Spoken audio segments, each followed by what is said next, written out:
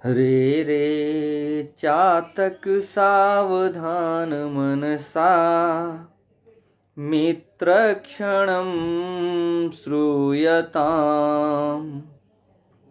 अम्भोदावहवः वसन्ति गगने सर्वेऽपि नैतादृशा। केचिद्वृष्टिभिराद्रयन्ति वसुधां गर्जन्ति केचित् वृथा। यं यं पश्यसि तस्य तस्य पुरतः मा ब्रूहि दीनं वचः। बहुत ही सुंदर भाव है इस श्लोक का। ये चातक पक्षी को संबोधित करके एक प्रकारांतर से एक ऐसा वचन है जो प्रत्येक व्यक्ति के जीवन में इसको धारण करने की कवि प्रेरणा देता है।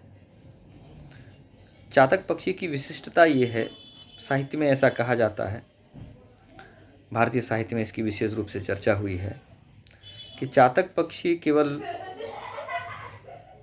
स्वाति नक्षत्र में जो आकाश से बूंदें गिरती हैं, वो वर्ष भर में केवल वही बूंदें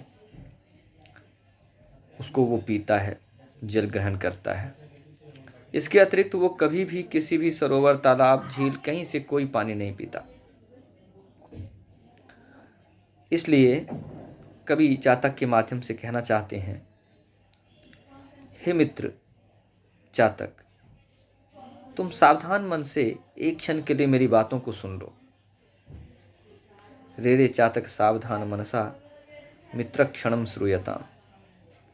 अम्भोदा बहवः वसंति गगने सर्वेपि नैतादृशा। आकाश में बहुत सारे बादल हैं, लेकिन उसमें से सारे ऐसे नहीं हैं। कैसे नहीं है भाई? अम्भोदा बहवः वसन्ति गगने सर्वेपि नैतादृशा। केचित् वृष्टिभिराद्रयन्ति वसुधां गर्जन्ति केचित् वृथा। उनमें से कुछ तो ऐसे हैं जो अपने जल के द्वारा इस धरती की प्यास को बुझाते हैं, धरती को सींचते हैं, परंतु कुछ ऐसे हैं जो केवल गर्जना करते हैं, व्यर्थ। उन बादलों में जल नहीं होता।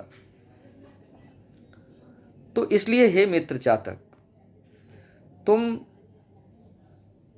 किसी दीनहीन की तरह सभी से याचना मत करो। तुम केवल उसी बादल के लिए प्रतीक्षा करो जो तुम्हें जल दें। गर्जन्ति केचित् वृथा यम यम पश्यसि तस्य तस्य पुरतः मा ब्रूहि दीनं वचः। भारतीय संस्कृत साहित्य में बहुत ही सुंदर तरीके से किसी भी गंभीर से गंभीर बातों को बहुत ही सहज और सरल तरीके से समझाने की एक विशिष्ट शैली है, खास करके हमारे संस्कृत साहित्य में। तो इससे एक ये उदाहरण मिलता है। इसी याचना के संबंध में कालिदास जी ने अपने मेघदूत में भी लिखा है कि यांचा मोघा परमधि गुणे नाथ में लब्ध कामा, कि आप यदि किसी श्रेष्ठ व्यक्ति से कुछ मांगते हैं और वो नहीं मिलता है, तो वो वरम श्रेष्ठम, वो अच्छा है। अधिगुणे, जो अधिक गुण वाले व्यक्ति हैं, गुणवान व्यक्ति हैं, उनसे हम कुछ याचना करते हैं और फिर अगर वो कुछ नहीं देते हैं तो वो ज़्यादा अच्छा है। नाधमे लब्ध कामा, लेकिन किसी अधम व्यक्ति से अगर कुछ आपको मिल भी जाता है तो वो श्रेष्ठ नहीं है। उससे अच्छा ये है कि जिस व्यक्ति से आप, जो गुणवान व्यक्ति है, आप उससे मांगते हैं। व्यावहारिक रूप से हमें ये थोड़ा असहज लगता है। कभी किसी चीज़ की आपको आवश्यकता होती है, आपके पास नहीं है, किसी दूसरे से हमें ज़रूरत पड़ जाती है, सहायता मिलनी थी, तो उस वक्त अगर कोई मना कर देता है तो हमें बहुत बुरा लगता है, लेकिन ये वास्तविकता है और इसको बहुत ही सुंदर शब्दों में कवि ने व्याख्या किया है।